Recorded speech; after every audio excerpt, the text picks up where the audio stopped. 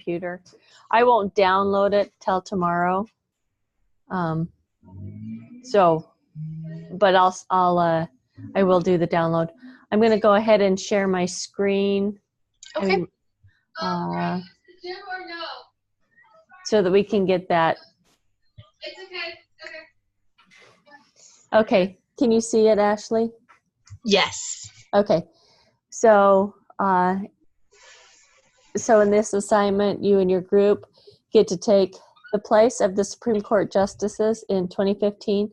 The court is hearing a case called Texas Department of Housing and Community Affairs versus the Inclusive Communities Project.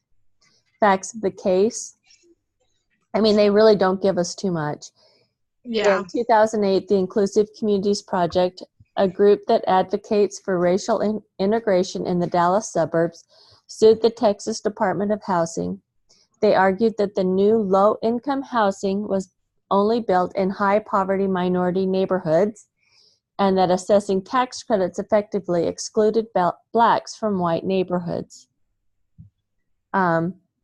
So what reason might the Texas Department of Housing have for placing the low-income housing in minority neighborhoods? Actually, I have a question for you because I honestly know nothing about like tax credits and all that. And so I was just wondering what that last clause means, like where it says assigning tax credits effectively excluded blacks from white neighborhoods. What does that necessarily mean? So they're giving tax credits to the low income housing. So wherever they're building it, they get tax credits. So instead of putting them into white neighborhoods, they're putting them into low income places where like slumlords are already getting the opportunity to be able to have those tax credits. So they're just assigning tax credits to those areas that they already deem low income. Does that make sense? Okay, I think so. So it says they argued that new low-income housing was only built in high-poverty minority neighborhoods and assigning tax credits effectively excluded blacks from white neighborhoods. Okay.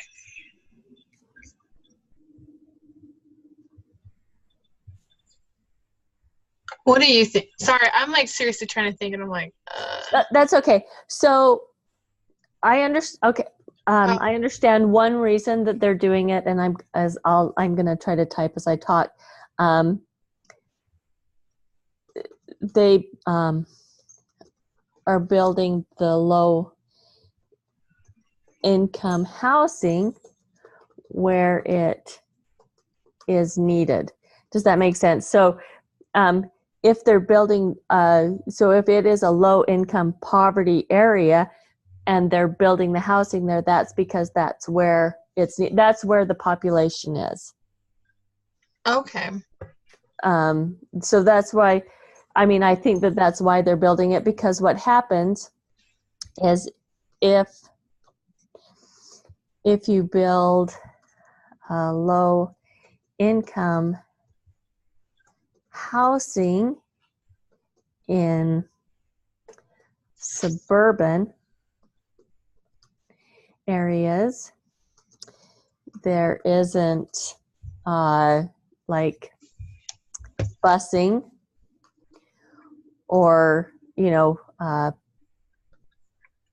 easy access to jobs and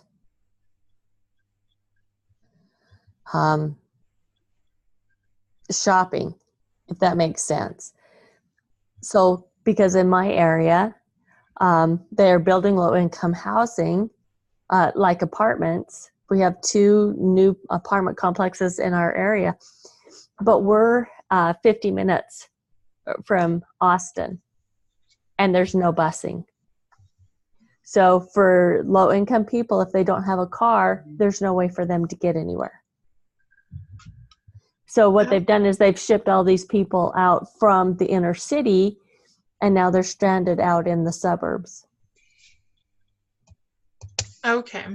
So, I mean, so we have a friend who he's a slumlord, for better words, no better words than that. He gets tax credits for every apartment that he fills with low income people. So he gets a tax credit on the taxes he has to pay for having low income people live in his apartment. Not only does he get the tax credit, but he also gets a kickback from the government because they, so let's say the normal apartment is $800 and he rents it to somebody for $200 a month. He gets a kickback from the government to help subsidize that. Yes, I am. And just use that word forward too. Okay, that makes a lot more sense. And so, like, a reason, I mean, I do agree with you where you said, like, they're building the low-income housing where it's needed because the people that live out in the suburbs, they obviously have a low income, so that's all they can really afford, from what I'm kind of getting from this. And well, they're building the low income housing is. So did you look at the maps for the I didn't see that. Okay, so the maps show like where there's a high density, and usually it's in the inner city. That's what they're talking about, is they're not giving them a chance to, if they're in the inner city, they're not getting a chance to go anywhere else. So then they start segregating these communities. So the blacks are all going to be with the blacks because it's low income housing and that's all they can afford. And so you get these congregations of segregation. Okay. So that's why it's saying excluding blacks from white neighborhoods. That's what they're saying is happening. But I can see the Texas Department of Housing. They're building housing for low-income people in the area where they're already living, so that they have more choices of where to live. And I can see that. And I don't necessarily think that it is so, because I've been reading about white trash, which is the poor white people in America. And I don't think that, and I know plenty of poor white people. I mean, not that it's saying that I'm super rich or anything, but I mean, I know plenty of people who live in subsidized housing who are white, and they need that just as much as the black. So I don't see that it's necessarily a racist thing or trying to exclude blacks from white neighborhoods. I think it's just putting the housing where it's needed most, with better transportation opportunities, if that makes sense. Okay, what do you think, Mark? Yeah, hi. Oh, hey, Mark. Sorry I'm late. I got home from work late. I apologize. That's okay. It's okay. I was late too. So we're talking about the Inclusion Community Project. They sued the Texas Department of Public Housing because they said that the new low-income housing was built only in high-poverty minority neighborhoods, and that assigning tax credits effectively excluded blacks from white neighborhoods. So the question is, what reasons might the Texas Department of Housing have for placing the low-income housing in minority neighborhoods? I mean, one of the things that I was thinking about is, that's where they're going to get the least amount of pushback from the community, right? Like if they go and try and put them in either middle income or higher income communities, you're going to have a lot of pushback from the community because they're going to not they're not going to want, I'm just generalizing here, right? Like they're not going to want lower income because the perception is it's going to bring in crime, it's going to bring in drugs, type of things.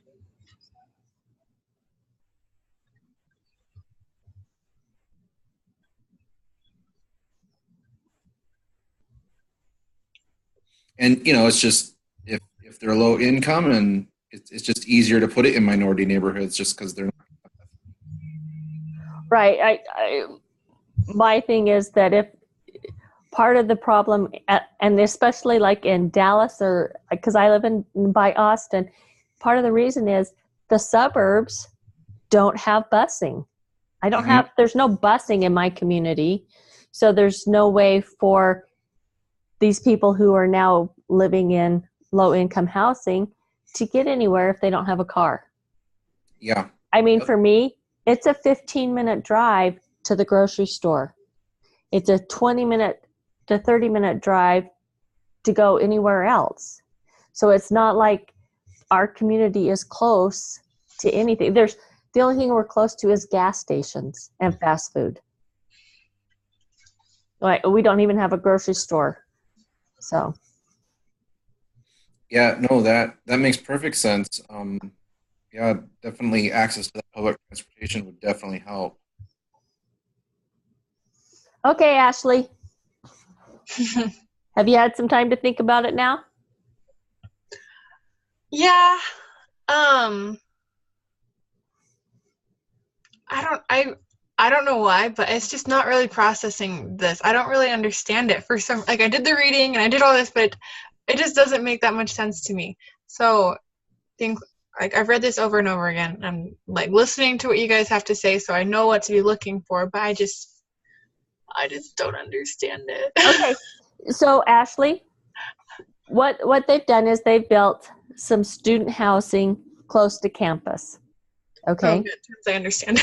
Okay. Right. So they built some student housing close to campus. Okay. And they're complaining because it's too congested and there's no parking.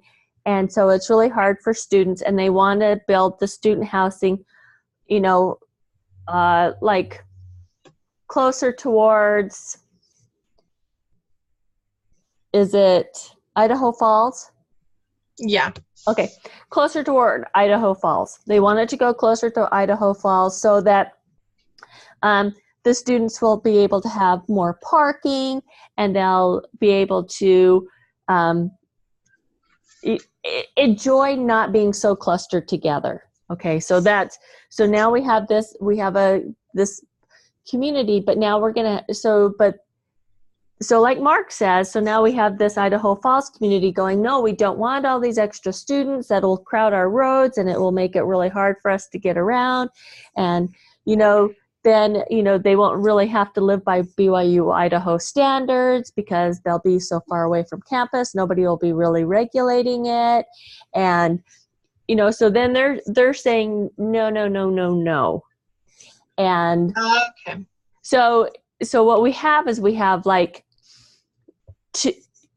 it's easy to live by campus because you have access to campus, you have access to the bookstore, you can go and visit with professors. So, and if you live in Twin Falls, at a big housing complex, you don't have that access. So then you're going to have to drive in. And what if you don't have a car and there's no bus that's going to take you to Rexburg? So then you're going to have to take all your classes online, and you can't, so that's kind of what the scenario.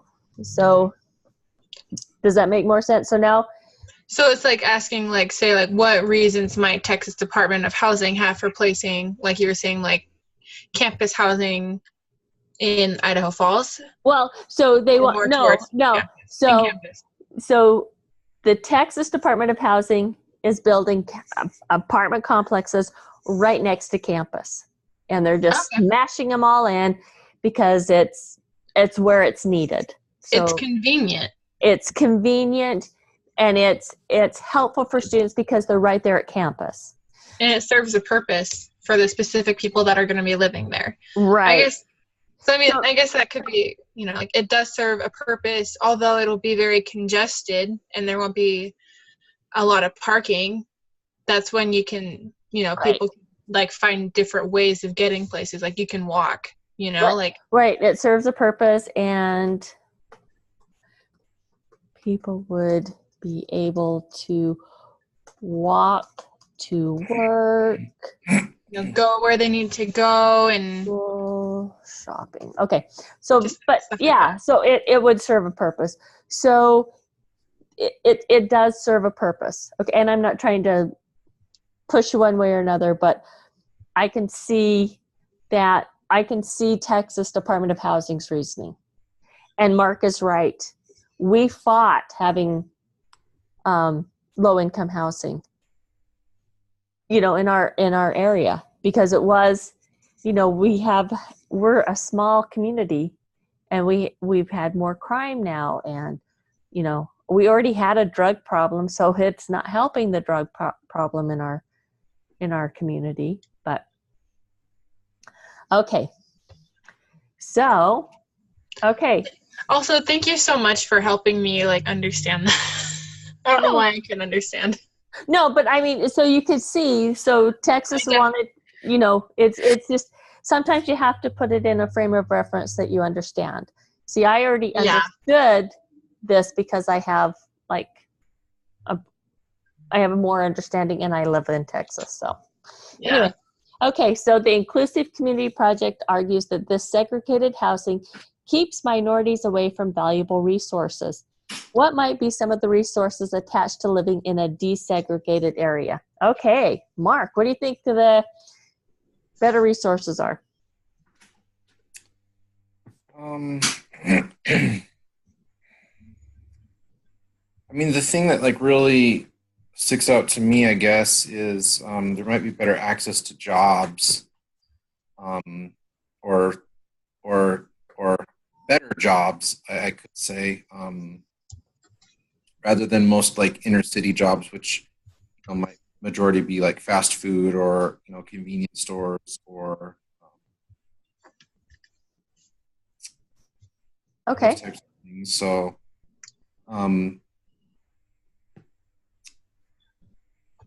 that's about what I could think of right now. Okay.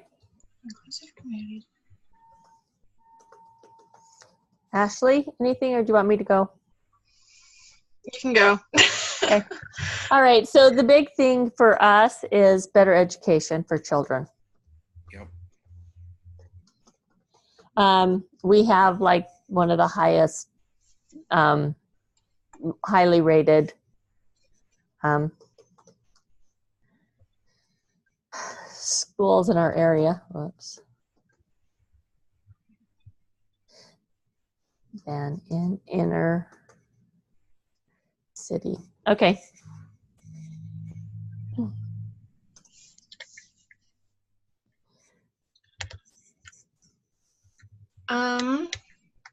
I think that a lot of the resources, people need things that are inner cities, but there are also a lot of better. I guess they're asking us specifically what resources.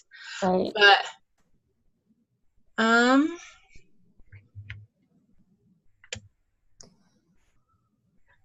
I've never really had to think about these things before, so now this is really getting out of my comfort zone.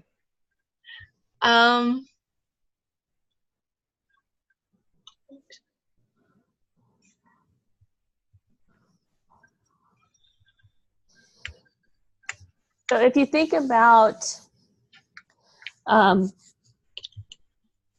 what's the difference between an inner city, and I know sometimes it's hard to think of a downtown area, but there's not a lot of green, and there's sidewalks and roads, but not a lot of trees and parks. So another aspect would be, more outdoor, other than the Austin area, because there's tons of parks and walkways and bikeways, but so better community, type life. Does that make sense? Yeah. So, Just thinking, so like within a community or like within like the actual like the inner city part, like where I live, people, that's where like the better jobs are. Right. So that's like people that live closer within the inner city, they have like that ability to go there. Whereas like where I was, where I had to go to a public school, you know. Right. But a lot of the in-city stuff, especially within like Boise, they have like private schools that you can go to. Right. So the people that live closer in the city, they have more access to those private schools. They have better jobs. They have nicer houses. And they have like all the big businesses nearby. Right. And so me as a person that lives like outside of the city, you know, I don't have like direct access with that sort of thing. Right. Like, so, I mean, I think just living, like any resources, you know, you can, let me gather this thought for a sec. I think the inner city, like I personally think based on my experiences, they have like all the better things and more valuable resources. That's how it's been basically. Okay. All right. So you have Boise as your go-to. Okay, so let's talk about Detroit, which is really segregated, black and white.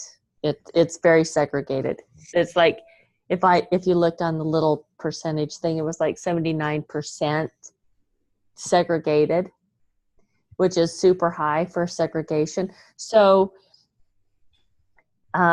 it wants it to be desegregated, and downtown Detroit is horrible, scary. I would never even go there, but it's horribly scary for somebody who is not from there. Does that make sense? So they're asking for you to think of what would be a benefit for somebody who lived in a deplorable situation to be able to move out of that area. What would be a resource that would be beneficial to them living outside of their normal? Yeah. Well, definitely what you two have said, you know, access to jobs and better education, but I think also just like a better family life, you know, they'll feel more secure, they'll feel safer, you know. I think that they'll be able to just be able to go outside and just have fun, you know. They won't have to be scared that someone's going to come up. So I think in that desegregated area, I 100% agree with what you two have to say, but just to kind of add on to that was like the family, like the quality of life is much better. Because I have to agree, a lot of times, like we live in the suburbs, right? And my husband drives an hour to work down into Austin. So because that's where the jobs are, it's not like the jobs are out in the suburbs. They really are downtown in Austin. So it's not.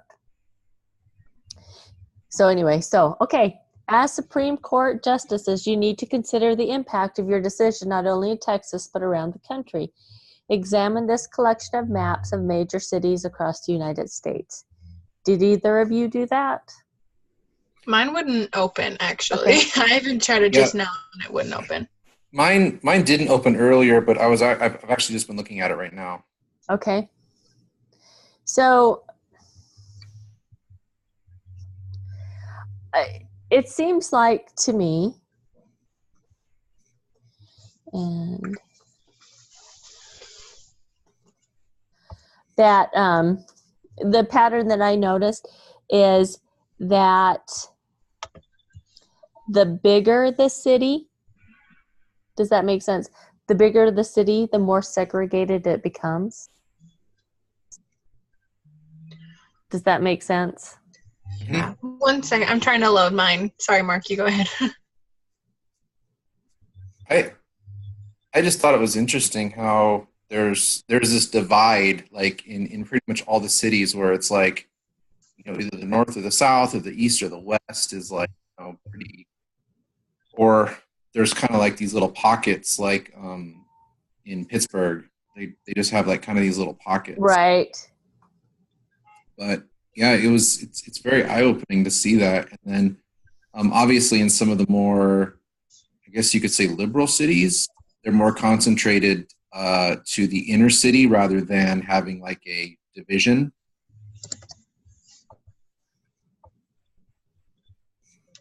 Yeah.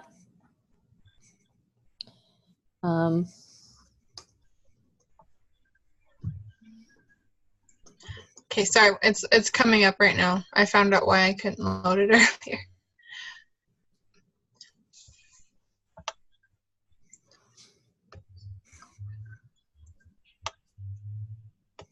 So it's interesting that you say like that the bigger the city, like the more segregated it is. And I think that's so true, but like only in like parts of it, because I mean, like you were talking about Detroit, you know, like it's obviously a very scary place and it is very segregated. And then like you go to, you know, like the Bronx, and that also is very, very like segregated. Right. And so, but like, and did you say like, is Texas the same way? Like for your personal point of view, is that how is it the same way as well? So Texas is like up in Dallas. I mean, there are pockets where, but so like Austin has multi-income areas where it has low-income housing, middle-income housing, and high-income housing, all kind of mixed in together in small communities. So it's more, it's trying to break it up. And I think Dallas, and well, it showed Houston. Houston has a definite pockets of segregation. And I think that it may not always be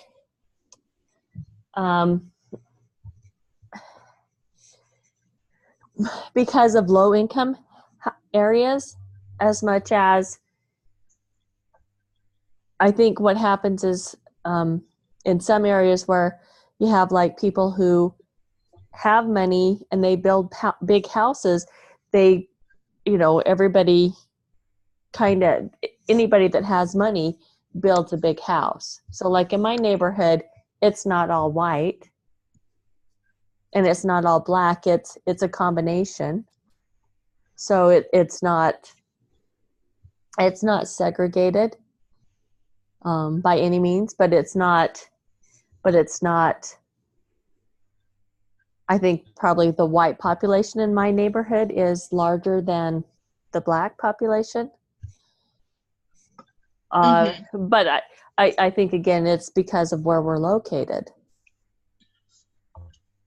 So I'm looking at the Washington, D.C. map right now. And it honestly, I mean, I read the heading where it says that white people have gentrified much of downtown D.C., pushing black people to outer, like, Maryland suburbs and stuff like that. And it's just so interesting just looking at it. Like, there are few black people, like, you can just see, like, barely, like, there are a few black people living in, like, the white community, but if you, like, look over at, like, the blue dots there are, like, it's just, there are a lot more red within the blue than there are blue within the red. Right. But then there's, like, one section where it's, like, mixed, which I thought was kind of interesting, like, how, you know, people of, like, minority races, like, don't mix with, like, the whites, like, the dominant race, but how, like, the whites will go into the minority races. Right. Does that make sense? Yeah, no. I think that is really interesting. Right. No, you're right. Okay. So what might some of the effects of racially segregated neighborhoods on these communities, Blaine? Segregated neighborhoods on these communities. So what might be some of the effects?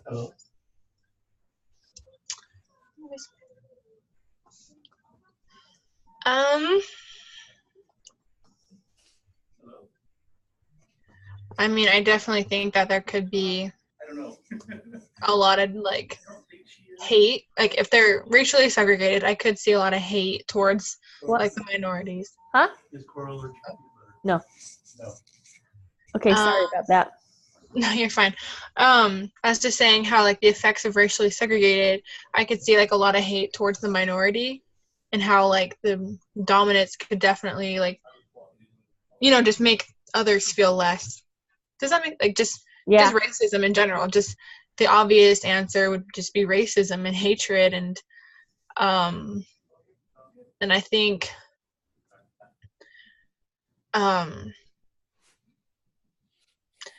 there's just a lot of different like bullying things that could happen.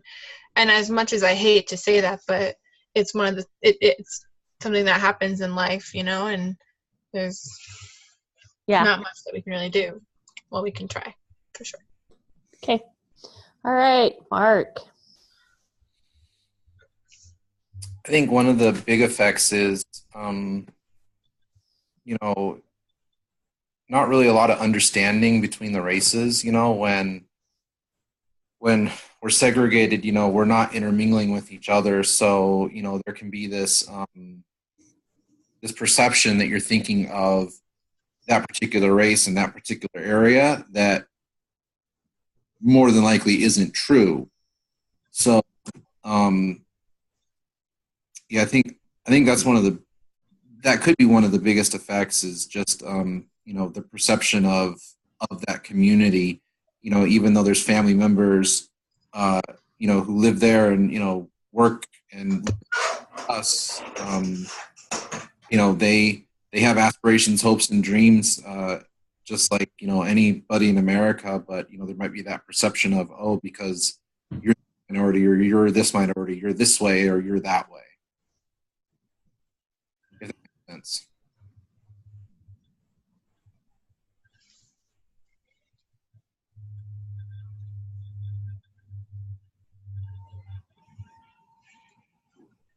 Okay. All right. So I think I think you're both right. When you're segregated, you learn to fear.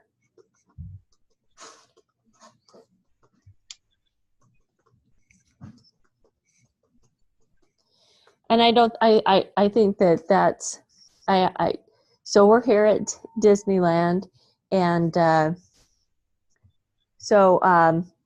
I watched this interaction. So in the book, it said that there is, kids learn from their parents, and even at like 6 years old, they can learn certain attitudes. So I'm in line to go on the Dumbo ride with my granddaughter, and there's this cute little black girl in front of us, and there is a Hispanic girl in the line, but on the other side, because you know how that kind of weaves in and out. And the little Hispanic girl, who can't be more than 6, is sticking her tongue out and the little black girl and flipping her off. And the little black girl has done nothing but just stand there. And so I'm like, oh my gosh, I have just seen a parent's prejudice shown in somebody as young as 6 years old. So I think that you learn to fear other ethnic groups, which leads to the bullying and the conflict, because you fear the unknown. So if you don't know them, you can't really you can't relate to them, and you don't understand them. Okay. It's time to make your decision. Does the law prohibit only intentional discrimination, or does it also apply to race-neutral policies that still have the effect of harming minorities?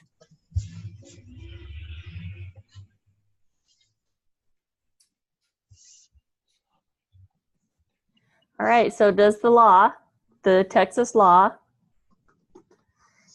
does the law prohibit only intentional discrimination, or does it also apply to race-neutral policies?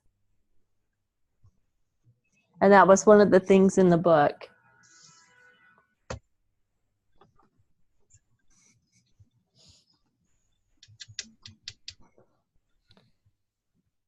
Where it's, and I don't think, I'll start. I don't think that the Texas law is discriminating. I think it's one of those structural.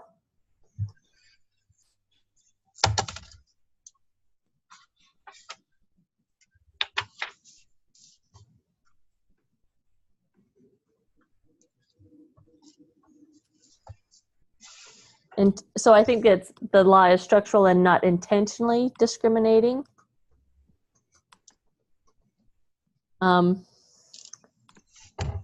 Because I understand that they are trying to give housing where it's needed.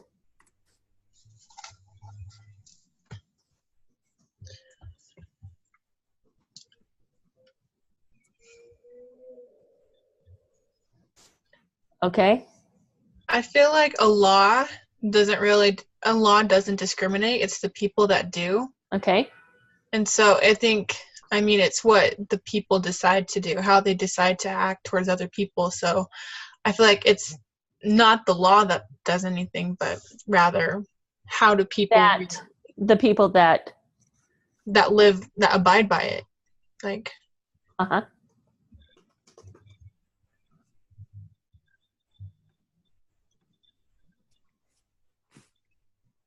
Okay, good. Okay, Mark.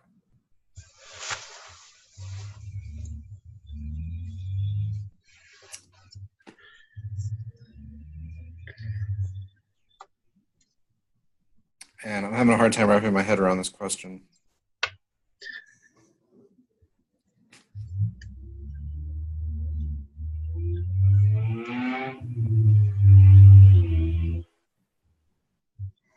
So I mean, I don't know, maybe if we really haven't totally answered it.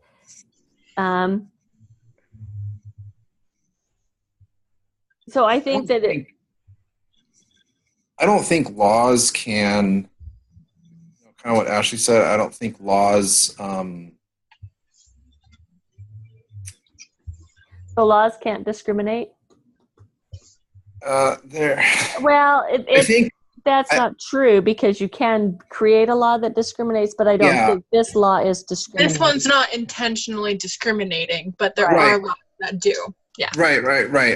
I think that's the point I'm trying to make, is that, you know, there might be good intentions behind the law, but it ends up doing kind of what they didn't want it to do, but it does do that just because of the way that it is. So, because it's the structure, I think on page. Yeah. Stupid book. Okay, I'm having trouble with the book reading it. It's kind of.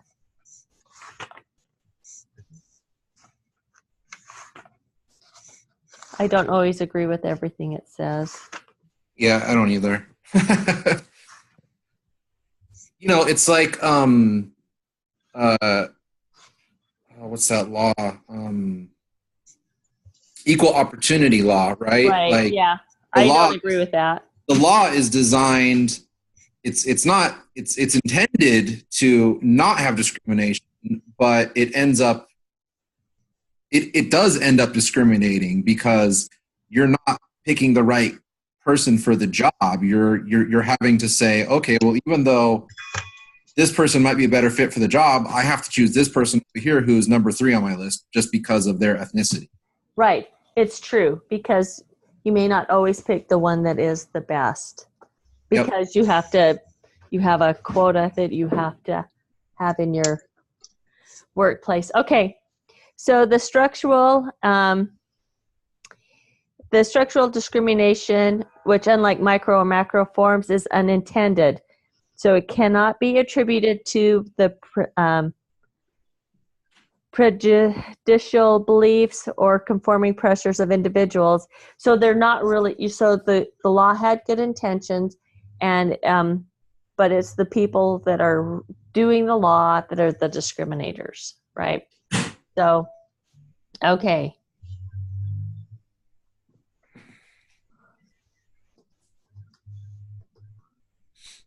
Okay. Okay. All right. So is the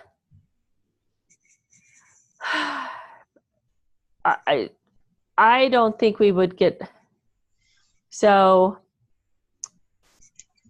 it doesn't ask us, but I don't think we would get rid of, I don't think we would repeal the law.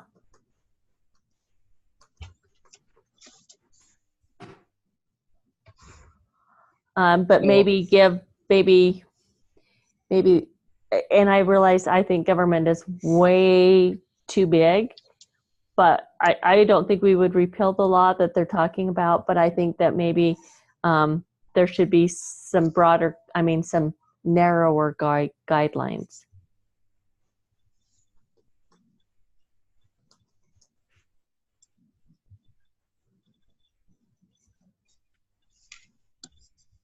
Anyone have anything else to say? No. Okay, last question. Okay, is racial integration of society a meaningful goal? Why or why not? Mark, you want to go first? Yeah, Okay. I think it's a great goal, personally. You know, it helps. It helps just, you know, for us to understand each other, right? It helps to break down those preconceived notions about each other. You know, I think that the more that we think that we're different, I think if we knew, if we really got to know each other, you know, we'd realize that we're more similar than we think we are.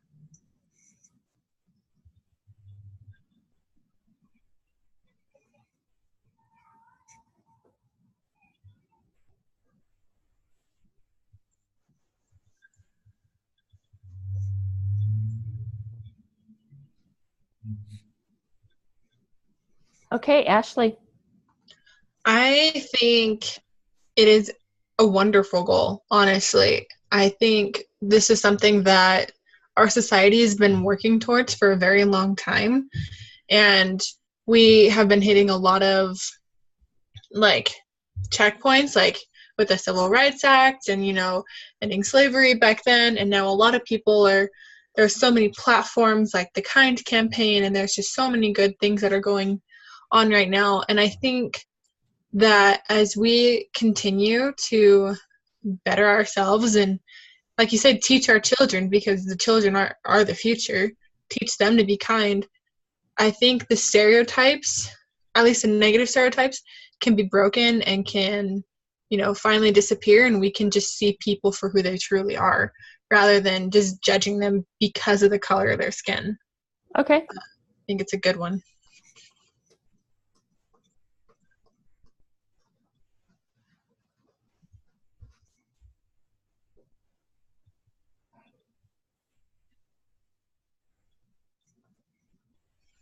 Okay, sorry. All right. I agree.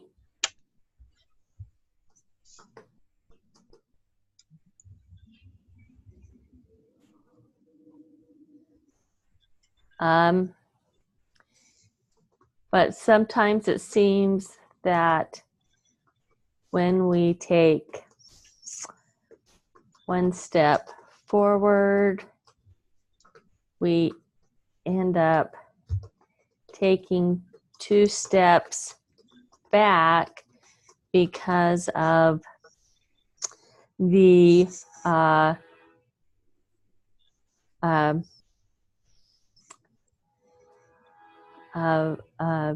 because of a few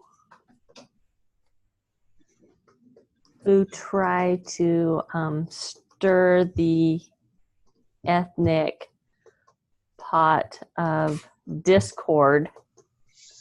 Okay, so I mean, I think that at times we may be trying all we can as individuals, but there'll be somebody who is out there stirring the pot of discord. I mean, so, and I'm not trying to put down Black Lives Matters or anything, but I think every life matters, if that makes sense. Yeah. So for sure. if you're calling and saying, okay, Black Lives Matter, well, yes, they do, but so do whites, and so do Oriental, and so all lives matter. So you can't just pick and say only Black Lives Matter, if that makes sense. Everybody matters, not just one color or another, but it's everybody.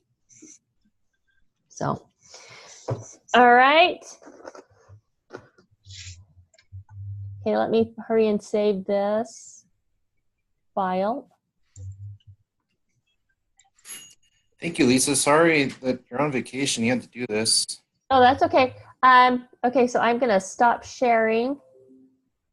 Okay, so next, I mean, I've scheduled all of these, but if somebody wants to run the meeting next week, you can. I mean, I just got them all scheduled. So, and I don't mind recording them and turning them in. So, but if somebody else wants to lead, that's okay. But I can do it. Okay. Thank you so much for helping me, honestly. Oh, sure. No problem, Ashley. Such a big help.